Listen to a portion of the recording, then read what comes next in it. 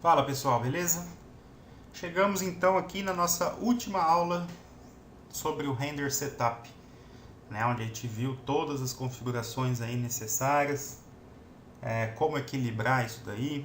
Depois a gente vai ver só algumas configurações mais prontas mesmo, né, para que a gente possa ver certinho como unir tudo isso daí. Então, na próxima aula, para finalizar de vez esse assunto, eu vou mostrar essas configurações do Render Setup, como que eu costumo trabalhar com isso. Então, nessa aula, a gente vai ver, são detalhes aqui que não vão fazer diferença em qualidade de imagem, tá? E a parte que a gente vai utilizar para pós, que são os Render Elements. Então, primeira coisa que a gente vai ver, parte dos settings, essa parte do Default Displacement, que é a parte do displacement, né? Se a gente estiver utilizando materiais com displace, esse tipo de coisa, a minha sugestão é nunca mexam nisso, tá? Deixem o padrão, é uma coisa que vocês podem até deixar fechado aqui e não se preocupar com isso, né? Qualquer alteração que a gente faça ali, a gente pode ter problemas tanto com objetos com displacement, como objetos onde a gente adicionou um modificador de displace. Então deixa o padrão, que é a maneira correta. Dentro do system, são mais assim curiosidades, tá? Do que realmente coisas que a gente vai mexer. Esse Dynamic Bucket Splitting é interessante deixar ele ligado, como ele já vem por padrão, que assim, isso já tem na versão 3.0 para cima. Quando a gente renderiza uma cena, a única diferença dessa cena é que eu coloquei um objeto aqui transparente, tá? Não vou me estender em explicar material agora transparente, porque não está na hora, mas vocês vão perceber que tem algo diferente. Quando a gente renderiza uma cena, a gente observa que o tamanho do bucket, né, que é esses quadradinhos do render, eles variam de tamanho. Tem áreas onde eles estão num tamanho e de repente aqui vai dar para ver que ele vai diminuindo o tamanho. Então ele faz tipo que ele refina, né, de acordo com os processadores que a gente tem. Se eu desligar esse Dynamic Bucket Splitting, ele vai renderizar tudo com o bucket no mesmo tamanho. Ele vai tirar essa progressão de tamanho do bucket. Então deixem ligado, porque aí ele dando essa diminuída, ele corre mais rápido. Nas áreas onde ele precisa trabalhar mais, ele reforça. Nas áreas onde ele não precisa de tanto esforço, ele vai diminuir o tamanho e passar rapidinho, tá? Aqui é como ele renderiza, né? Modo de triangulation, top, bottom, left, right. Vocês podem dar uma olhada, por exemplo, spiral, né? Em espiral. Vocês podem dar uma olhada e fazer teste para ver a maneira que vocês mais gostam. É algo assim, sei lá, vai do gosto. Não tem nenhuma contraindicação com nenhuma, tá? Observa que o tempo de render foi o mesmo, tal. Então vai meio que do gosto mesmo. Eu vou deixar no triangulation, que eu já acostumei mesmo. Nessa parte aqui, ó, tem duas coisas importantes. A primeira delas, que é uma coisa que vocês vão mexer uma vez e depois fica salvo, é o Dynamic Memory Limit. Isso aqui é o quanto de memória que a gente vai utilizar no V-Ray. É o limite, né, de memória. Mas aí o que acontece? Por exemplo, a minha máquina está com 24 GB de RAM, queimou um pente de 8 aqui e tipo 24 dá conta de tudo que eu faço. Então não me preocupei, né, em colocar outro pente de 8 e voltar com 32. E aí vamos supor que eu tenho uma cena que eu estou renderizando que ela usa 3 GB de memória, né? Ela precisa de 3 GB de memória para renderizar. Então não é porque você colocou aqui no Dynamic Memory Limit, por exemplo, 20 GB, que ele vai utilizar os 20 GB.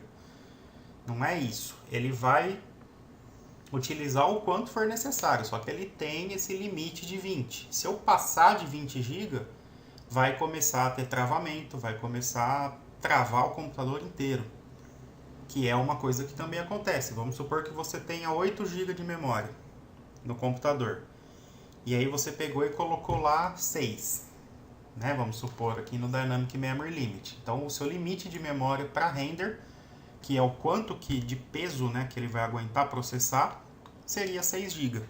Só que você faz um arquivo, né, você não otimiza o arquivo tal, você faz um arquivo que precisa de 15. O que vai acontecer? Vai travar, né? O seu computador não vai aguentar renderizar essa imagem. Ele vai travar, pode ser que ele às vezes se recupera, volta, né? Eu passei muito por isso há muito tempo atrás, né? Já há muito tempo mesmo. Quando tinha pouca memória no computador, e aí vai aumentando a memória, a gente vai descobrindo como otimizar o arquivo também. Então, também não adianta, tá? Então tem os dois passos, né? Não adianta botar 20 e achar que ele vai usar 20 em todos os arquivos, que ele vai usar o quanto for necessário. Então, cuidado, né? Eu digo assim, por exemplo, o meu tá com 24, eu vou deixar aqui 22. Geralmente, né, existe até uma tabela que faz o cálculo certo, tal, de quanto de memória pode pôr aqui. Eu tiro 2, né? Se eu tenho 24, então eu ponho 22.000 e pronto. Essa parte aqui, que é toda a parte de sistema do V-Ray, de como ele trabalha a geometria, automático, estático, dinâmico, deixa no automático que ele vai saber o que é melhor. Essas coisas aqui, 3def, esse tipo de coisa, tem a ver um pouco com memória, né? O uso de memória também. Então, quanto maior for o valor nisso daqui, igual é falado aqui no caso, maiores valores, a gente vai ter o render mais rápido, só que é uma diferença muito pequena, não compensa mexer, porque a gente vai ter aumento de gasto de memória e acaba renderizando a velocidade mais rápida que diz, é coisa assim de 0,1 segundo às vezes, é uma coisa que não tem necessidade. O minimum leaf size, aqui fala que normalmente é setado em 0, que ele vai subdividir a malha toda, né, do V-Ray da maneira que é feito o cálculo mesmo, né? Então, não mexam também. E o Face Level Coeficiente também é o mesmo esquema. Quanto mais baixo o valor, mais rápido vai renderizar, mas ele vai acabar usando mais memória. Então, os valores que estão aqui, eu acredito que em todas as versões praticamente do V-Ray são esses valores padrão e a gente não mexe.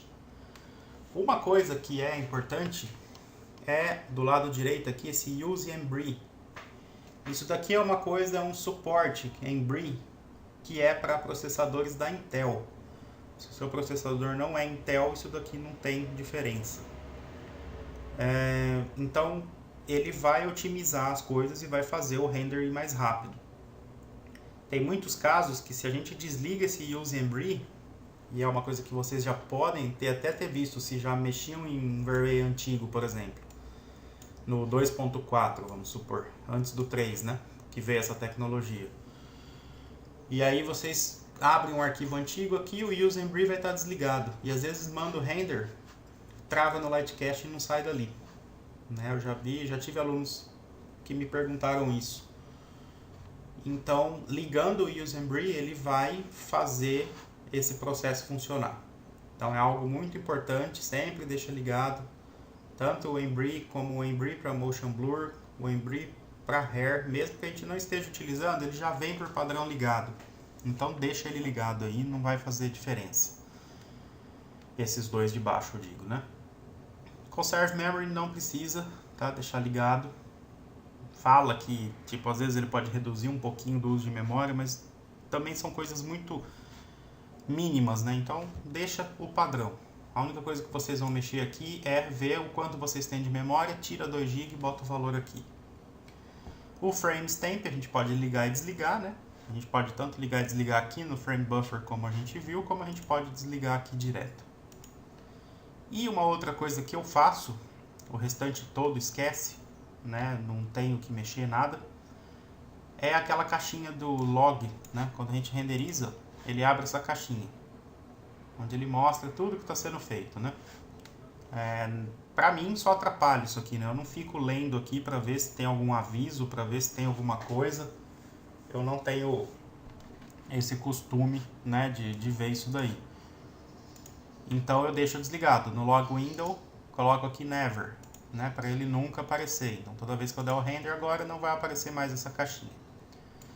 Basicamente os settings é isso. O que vocês vão mexer é escolher aqui o tipo de render, sequência de render que vocês gostam. Por mim pode deixar no triangulation mesmo. E colocar aqui o 22.000. O 22.000 não, o valor, né, 2 a menos do que o de vocês. Eu vou desligar agora o frame stamp, porque eu não quero que apareça isso daqui. E desligo aqui, log window. O restante, deixa pra lá. Deixa tudo no padrão, que não vai fazer diferença e já está setado de uma maneira que é a maneira que o V-Ray funciona melhor, tá?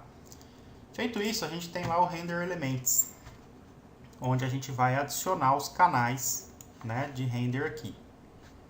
Então, vou clicar, a gente clica no Add, e aí, por exemplo, eu vou colocar todos, tá? Pra gente poder ver. Desses todos aqui, então a gente tem o Ultimate Element, a maioria deles vai sair preto a tela, tá? Porque a gente não tem efeitos desse tipo. Mas tem alguns aqui que a gente vai, por exemplo, Light Select. Eu posso selecionar uma luz e aí eu vou ter só a influência dessa luz. Então eu clico nele, né? E aqui embaixo eu vou selecionar qual é a minha luz. Vou clicar no Add. Vou ter que voltar as minhas luzes aqui, porque eu tinha escondido, e vou pegar, por exemplo, essa luz aqui. Add essa luz. Então eu vou ter um canal, um elemento só da influência dessa luz na minha cena. Não costumo usar, tá? Eu vou daqui a pouco falar os que eu uso mesmo, né? Normas, tal. E aí a gente tem esses IDEF, que é o que a gente vai trabalhar a parte de desfoque, né, do depth of field. Isso aqui é importante a gente fazer a configuração correta. Eu vou voltar minha câmera e vou desligar a luz. Como que a gente vai fazer essa, né, do V-Ray depth? Como a gente vai calcular o mínimo e o máximo, que é a distância mínima e máxima. E aí ele vai fazer o quê? Quanto mais próximo aqui, ele vai ficar branco. Aí ele vai cinza, cinza, cinza, cinza, preto. Que aí eu estou jogando meu efeito de desfoque no branco e no preto ele não vai ter desfoque. Então como que eu vou calcular isso? Por exemplo, a maneira mais fácil, eu pego uma box, da onde está aqui a minha câmera, até mais ou menos o fim da minha cena. Eu tenho 3,20. Então se eu colocar de 0 a 5, ele já vai ficar pretão lá. Eu não quero que fique preto de tudo, né? Então eu vou colocar de 0 a 3. Eu pego da minha câmera até o final da minha cena e jogo esse valor aqui. É dessa maneira que a gente calcula o ZDEF. Ok, feito isso, eu vou renderizar. Estou com a configuração baixa, tá, de render.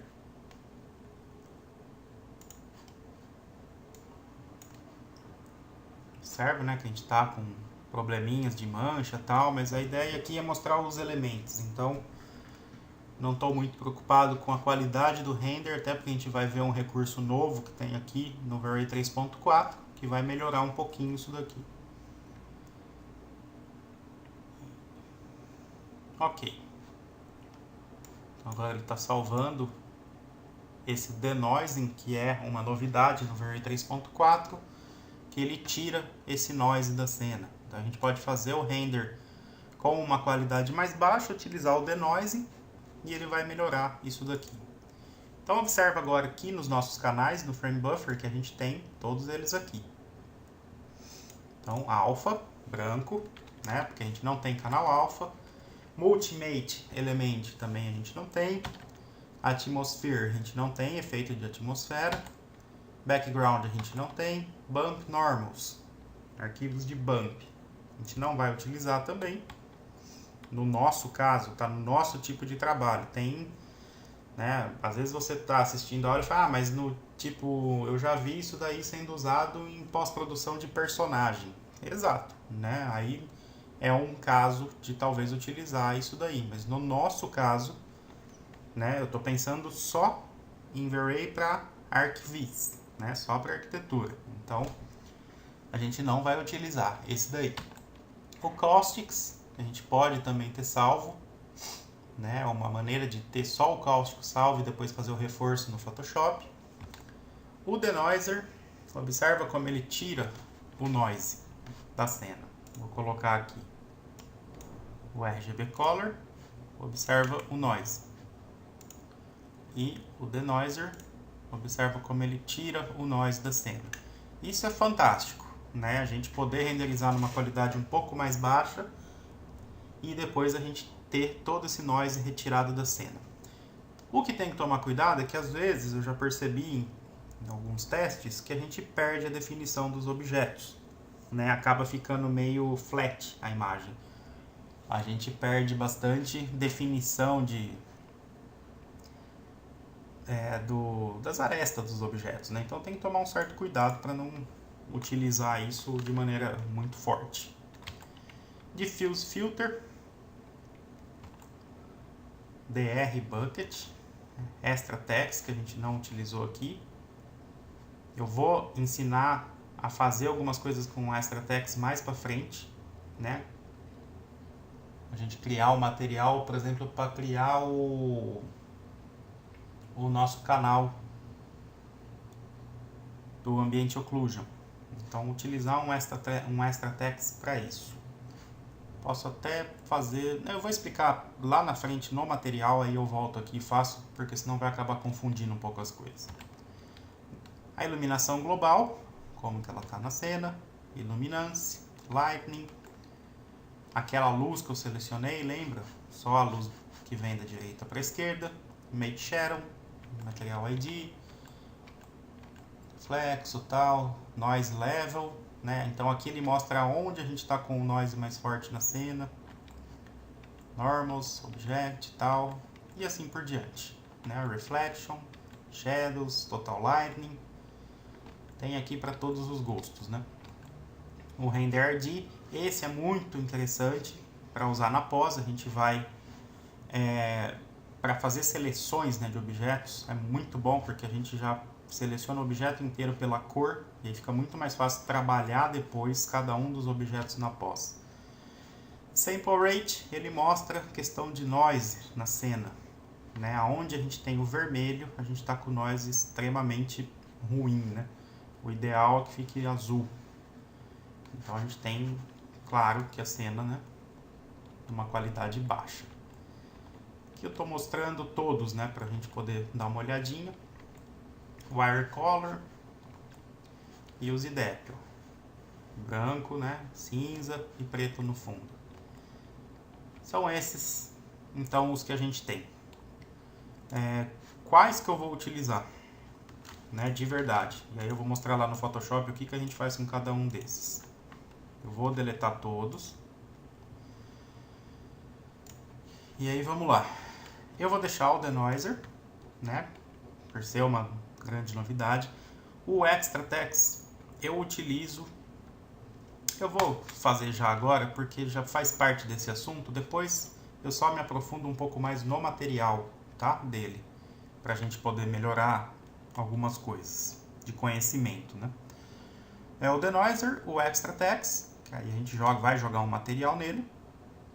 Eu utilizo o Reflection para tudo que tiver reflexo na minha cena, o Refraction, que tiver transparência, o Render ID, para que eu possa selecionar os objetos de maneira mais fácil, o Specular, para pegar os pontos de especular da minha cena e dar um reforço, e o ZDF, caso eu vá trabalhar, eu posso utilizar ele tanto para fazer uma neblina na minha cena, como para fazer o Depth of Field. Então são esses os que eu utilizo. Vou dar OK. Então no Extra Text a gente tem que adicionar aqui uma textura. Então como que a gente vai fazer isso? Eu vou clicar aqui no None, ele vai abrir o meu editor de materiais, que para quem não mexe, né, no V-Ray não viu ainda direito, mas com certeza, como vocês já têm um conhecimento de 3D Max, já sabe bem do que eu estou falando. E vou pegar aqui o V-Ray Dirt. Vou clicar 2 vezes nele, ele vai entrar aqui. Vou abrir meu editor de materiais e vou arrastar esse V-Ray Dirt para um slot qualquer, como o Instance, né? Para tudo que eu faço aqui, altere aqui. Ok. Eu vou mudar aqui para 0,15 o meu raio e o meu subdivis para 16. Tá? Só isso. Para esse caso aqui, vou mexer só isso, não vou mexer em mais nada. E o ZDEP, que eu já sei que é 0 e 3. E vou renderizar de novo agora, só com os canais que eu vou utilizar.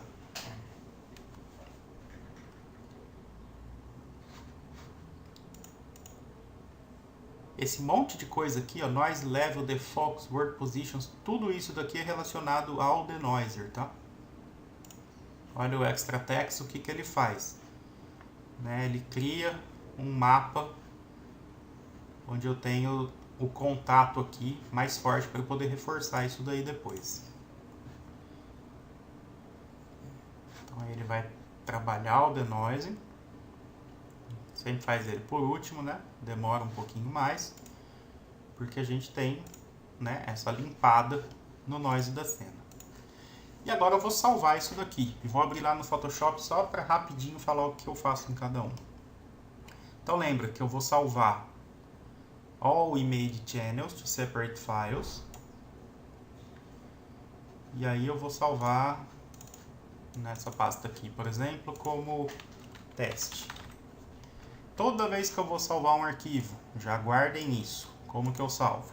Eu salvo ele como TIFF. Clico em Save. Nessa caixa, sempre eu coloco 16 bits. E se eu tiver background aparecendo, eu deixo o Store Alpha Channel ligado para eu ter o canal alpha para recorte lá depois no Photoshop. No caso aqui, eu não tenho, né, background aparecendo, eu estou no plane direto. Então não faz diferença isso. Vou dar OK. Beleza. Aí eu vou lá no Photoshop. No Photoshop eu vou abrir tudo com um arquivo só, né? Então vou lá no menu File, Scripts, Load Files into Stack. Vou no Browse e vou pegar todos eles aqui, né? Essa parte do denoise, deixa eu ver aqui o que eu tenho.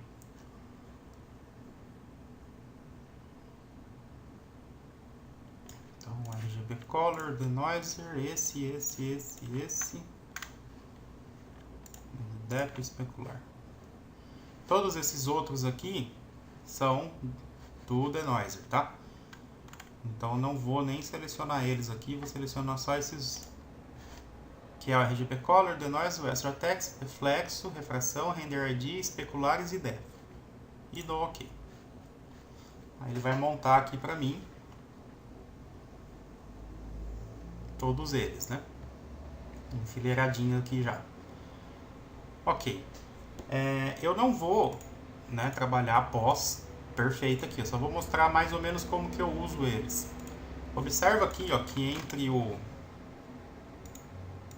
colocando o denoiser, ó, como ele já melhora bem a questão de noise na imagem, né? E depois a gente pode jogar um sharpen, né? Então eu vou já juntar esses dois, dar um merge down, para já vou jogar ele para cima, quer dizer, e dar um merge down, para já tirar o noise da cena. Agora eu vou passando aqui para cima. O Extra Text, ele é utilizado no Multiply. E aí observa que ele melhora, né, a qualidade das arestas, da superfície de contato. E aí a gente trabalha a opacidade. A gente pode criar as máscaras, né? Mas é interessante aqui vocês saberem que utiliza ele no Multiply Cuidado para não forçar, ele pode escurecer um pouco a imagem, né? E vai criando máscaras e tal, vai deixando, mas a gente já melhora bastante esse sombreado dele, né?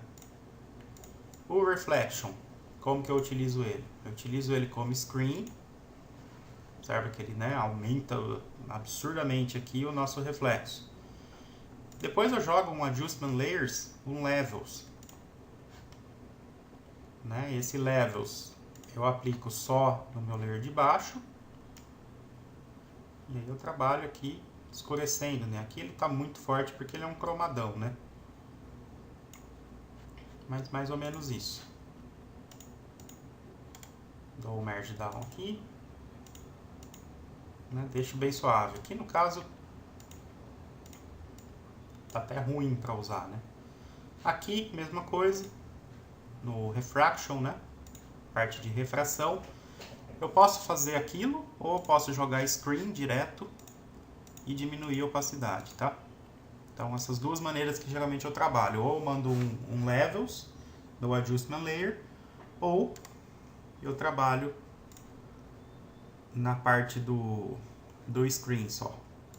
Essa parte do Render ID, aquilo que eu falei que é legal, ó, que a gente pode selecionar facilmente os objetos, né? Então, tipo, se eu quiser trabalhar só esse daqui, eu seleciono ele, dou um Ctrl J aqui, por exemplo, né? E aí eu vou trabalhar, por exemplo, só o brilho e contraste desse objeto. Então fica fácil para eu trabalhar, né, dessa maneira. Então o Render ID é muito bom para fazer isso, para vocês terem facilidade na seleção dos objetos, né? Ok. O especular, eu tenho especular aqui, ó, mas ele está com um noise bem forte, né? Mas é o mesmo esquema também. Eu jogo Screen, né, observa, e depois eu trabalho a opacidade. Mais pra frente a gente vai ver com cenas, né, um pouquinho melhores isso. E o Z-Depth é a mesma coisa. Né? Aí a gente trabalha a parte lá de... Eu posso jogar... Eu não vou entrar em detalhes aqui com ele. Eu tenho vídeos no YouTube, tá? Depois eu passo o link para vocês. Né? Na parte de pós-produção. Como criar o Depth of Field, né? Mas aqui a gente tem opção... Dá para fazer várias coisas com ele, né? Se vocês não souberem trabalhar com esse canal no Photoshop, como o nosso curso aqui não é Photoshop, eu não vou me alongar. Mas tem vídeos para vocês verem se tiver qualquer dúvida com relação a isso. Ok, então basicamente é isso, né, os elementos. Depois a gente vai reforçar um pouquinho isso daí. Né? Eu tenho aulas só sobre elementos, tem coisas no canal do YouTube mostrando geralmente o que eu faço na pós, sem precisar se estender muito. Né? Dicas básicas aí para já dar uma boa melhorada na pós. Então é isso. Eu espero que tenha dado para entender toda a parte aqui que a gente utilizou, os parâmetros, né, do render, tudo o que a gente deve mexer, o que a gente não deve mexer. Na próxima aula, então, eu vou mostrar as 3 configurações, né, que eu costumo utilizar. E aí a gente vai ver a diferença de tempo de render entre elas. Utilizando a mesma resolução, tá claro que a resolução vai mudar, mas eu quero mostrar na mesma resolução qual é a diferença que a gente tem em tempo de render. Tá joia? Então estudem bastante essas configurações, façam diversos testes em arquivos simples, em arquivos mais complexos, né, para vocês irem vendo aonde que se deve mexer para não perder a qualidade, mas ganhar um pouco de tempo de render, e assim vocês vão montando, né, uma configuração de vocês para poder trabalhar, né, o tipo de imagem que vocês trabalham aí no caso, né? Então, qualquer dúvida é só me chamar. Bons estudos, até a próxima aula. Tchau!